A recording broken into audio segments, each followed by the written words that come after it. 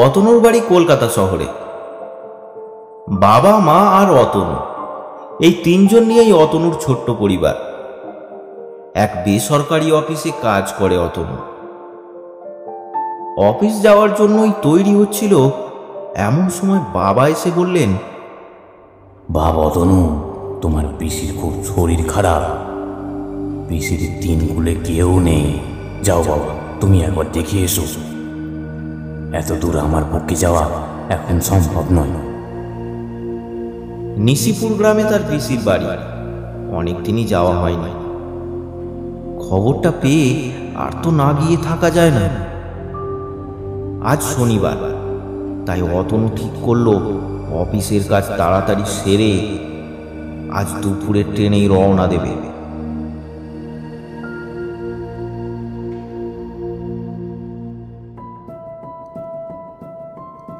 অফিসে পৌঁছে তাড়াতাড়ি কাজ সেরে নিল অতনু।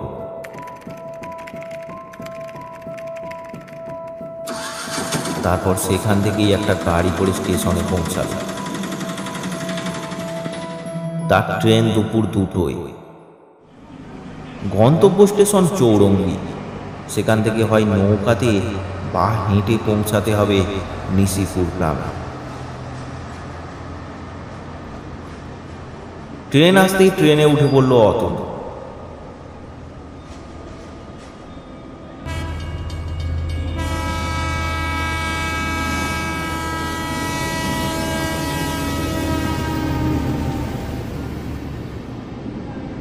চার ঘন্টার ট্রেন সফর সেরে স্টেশনে এসে পৌঁছয় অতনু। হাত ঘড়ির দিকে তাকিয়ে দেখল 6টা বাজে। স্টেশনটা দেখলে তাই মনে হয়, সত্যিই তাই। এত ফাঁকা কোনো স্টেশন হতে পারে তা কল্পনারও অতীত। স্টেশনের চারপাশের অন্ধকার জঙ্গল যেন তাকে কিলে খেতে আসছে। হঠাৎ অতনু দেখল দূরে একটা চায়ের দোকান। সেখানে টিম টিম করে জ্বলছে একটা লণ্ঠন। ওই তো স্টেশনের বাইরে একটা চা দোকান দেখতে পাচ্ছি না, যাই গিয়ে জিজ্ঞেস করি। অতনু এগিয়ে গেল দোকানটির দিকে।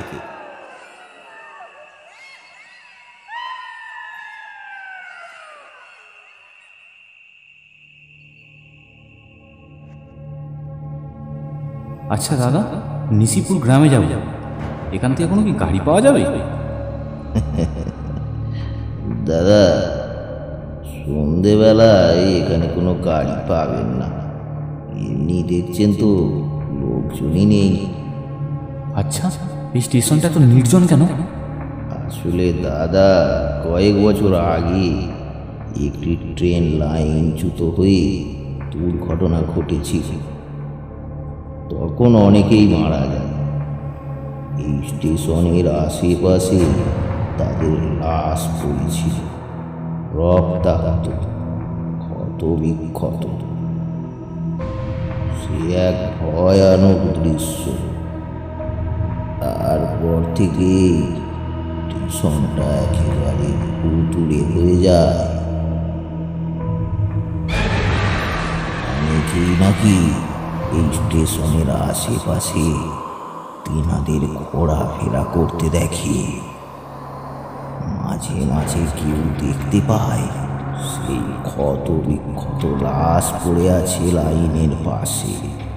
সেই জন্যই কি এই স্টেশনে কোনো... হ্যাঁ, এই বুঝলেন তাহলে। কথাগুলো শুনে অতনুর হৃদস্পন্দন 10 গুণ বেড়ে গেল।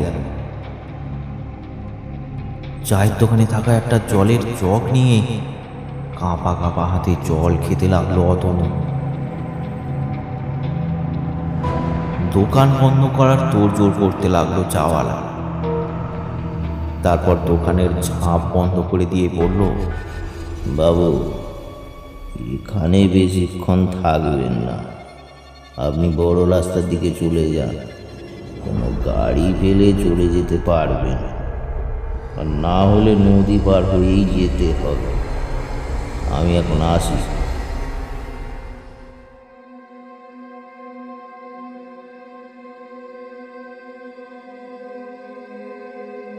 অতনুর মুখটা শুকিয়ে এলো।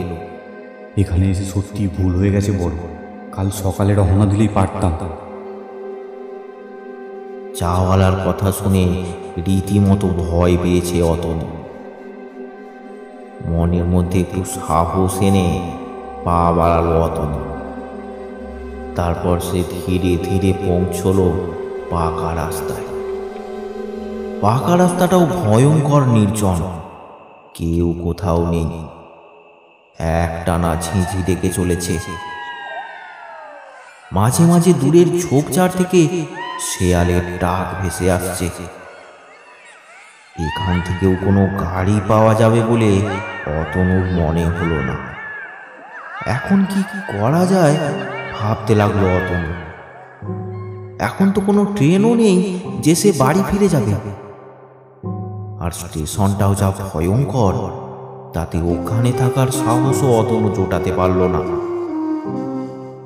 এইসব ভাবছে হঠাৎই একটা রিক্সাওয়ালা এসে দাঁড়ালো তার পাশে। দাদা, ও দাদা। লোকটির গলা শুনে চমকে উঠল অতনু। কে কে? দাদা, আমি। রিক্সাওয়ালার গলাটা বেশ ভারী ও ফ্যাস ফ্যাসে। অন্ধকারে তার গায়ের রং ঠিক বোঝা যাচ্ছে না। তার শরীরটা বেশ রুগ্ন।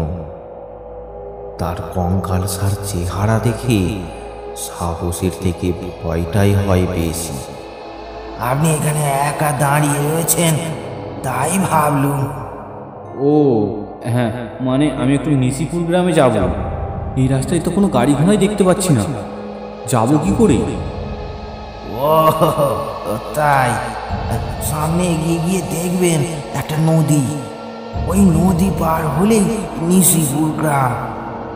এই রাতে কোনো গাড়ি পাবেন না, নদী পার হয়েই যেতে হবে, না হলে সারা রাত এভাবেই দাঁড়িয়ে থাকতে হবে। আচ্ছা, ধন্যবাদ আপনাকে। ঠিক আছে, আমি আসি। কে লোকটি এভাবে হাসলো কেন? সে কি বিকট হাসি! এই নির্জন জায়গায় এই হাসি রীতিমতো ভয় পাইয়ে দিয়েছে অতনুকে। না, এবার আমায় এগোতে হবে। এই নির্জন জায়গায় আর এক মুহূর্ত নয়।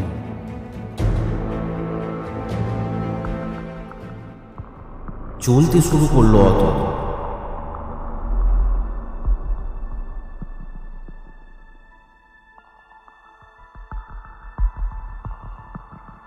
খানিকটা এগিয়ে যেতেই দেখলো এক বিশাল নদী। এই তো নদী, কিন্তু কাউকে তো দেখতে পাচ্ছি না। ওই তো একটা নৌকা দেখা যাচ্ছে। যাই গিয়ে। অতনু এগিয়ে গেল নৌকাটির দিকে। কেউ আছেন? নৌকা থেকে বেরিয়ে এলো একজন। কে কে আপনি? এসব কি হচ্ছে তার সাথে? মানুষকে দেখেও যে অতনু এতটা ভয় পেতে পারে তাই এর আগে অতনু জানা ছিল না।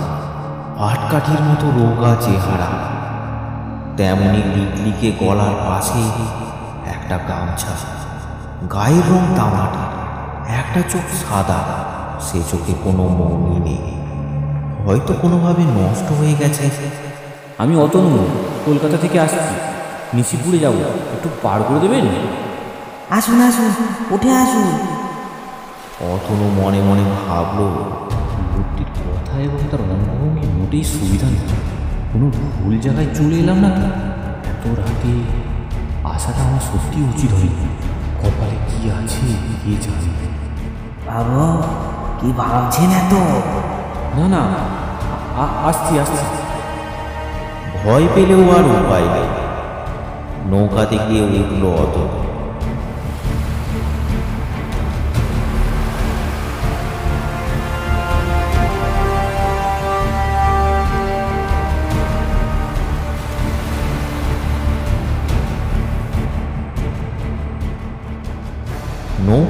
দিতে শুরু করলো। আশপাশের কিছুই প্রায় বোঝা যাচ্ছে না। আচ্ছা মাঝি ভাই, নিশিপুর গ্রামে যেতে কতক্ষণ সময় লাগবে? তা প্রায় 40 মিনিট লাগবে। এতক্ষণ সময় আমার এই মাঝির সাথে কাটাতে হবে? এখানকার মানুষগুলো কেমন আজব।